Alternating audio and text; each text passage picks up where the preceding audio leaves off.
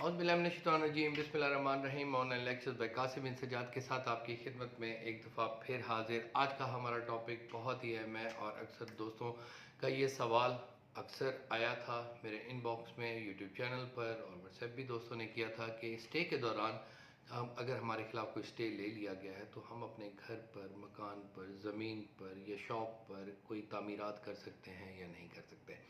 तो इससे पहले हम ये लेक्चर स्टार्ट करें तो आपसे गुजारिश है, अगर आपने मेरा चैनल सब्सक्राइब नहीं फरमाया तो उसको काइंडली सब्सक्राइब कर लें ताकि तमाम वीडियोस आप तक टाइमली पहुंच सकें। बेल आइकन को ज़रूर क्लिक कीजिएगा और शेयर फरमाइएगा अगर ये वीडियो आपको पसंद आए। मेरे प्यारे भाइयों, मैं आपको ये बात क्लियर बताना चाहता हूँ कि स्टे मैटर जो होते हैं वो डिफरेंट किस्म के स्टे हुआ करते हैं। एक स्टे होता है जिसमें ये लिखा होता है कि this stay will not be entertained after